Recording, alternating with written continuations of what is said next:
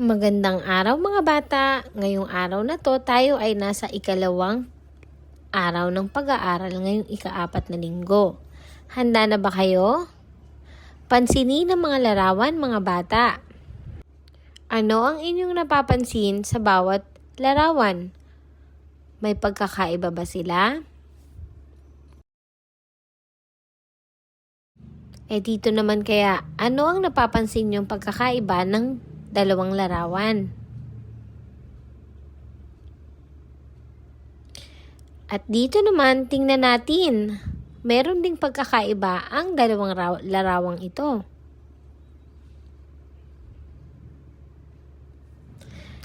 Ang mensahe ngayong araw na ito ay, marami akong kayang gawin sa tahanan gamit ang aking katawan.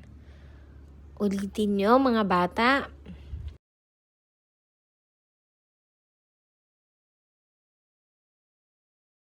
Narito ang mga kaya kong gawin sa aking tahanan.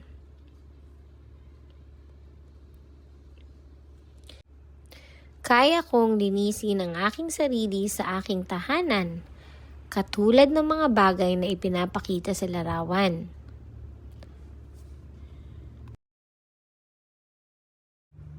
Kaya nyo ring maging maingat sa inyong mga gamit ang inyong mga katawan, katulad ng ipinapakita sa larawan. Kaya mong tumulong mapanatili ang kalinisan ng inyong tahanan gamit ang mga parte ng iyong katawan. Kaya mong itapon sa tamang tapunan ang mga basura upang mapanatili ang kalinisan sa inyong tahanan.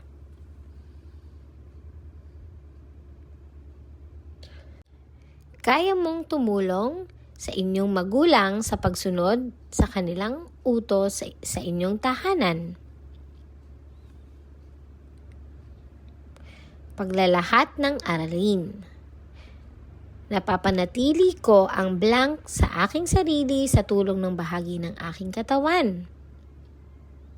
Tama, kalinisan. Sa tulong ng aking katawan, marami akong kayang blank.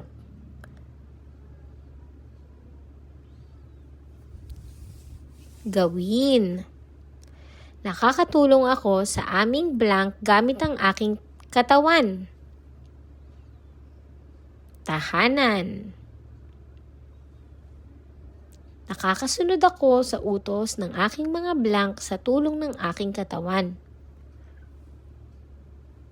Mga magulang, ate o kuya. Oras na para sa gawain. Kulayan ang mga bagay na iyong ginagawa sa tahanan at lagyan naman ng X ang hindi mo ginagawa. Pagkilala sa letrang A, balikan ang tunog ng letrang A. Subukan nga natin saan nagsisimula ang nasa larawang sando.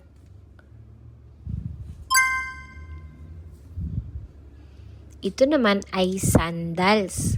Sandals.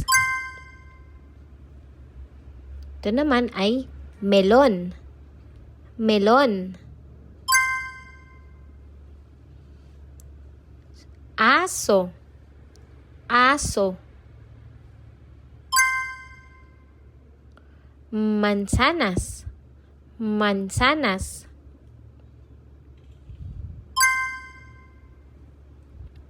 Apat. Apat.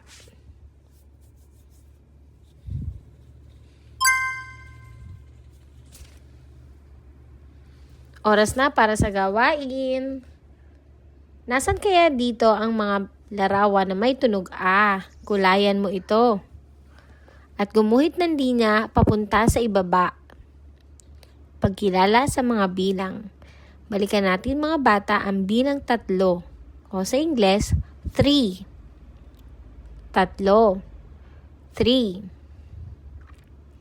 Ano-ano ang mga bagay na 3 sa inyong harapan? Banggitin mo nga ito.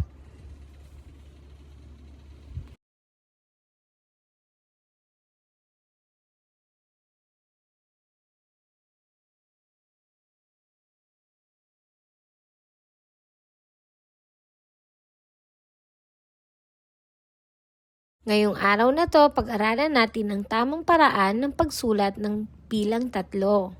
Makinig mabuti sa inyong mga guro dahil ituturo nila ang tamang paraan ng pagsulat ng bilang 3.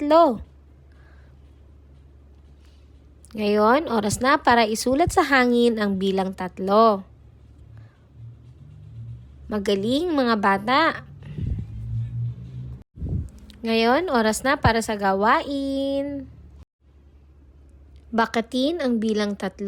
Sa baba naman ay lagyan ng check ang mga bagay na bilang 3. Pagkilala sa mga kulay. Mga bata, natatandaan niyo pa ba ang kulay ng mga ito? Ngayong araw na to, kilalanin natin ang kulay asul. O sa Ingles, blue. Asul na bag. Asul na gitara. Asul na payong. Asul na bulaklak.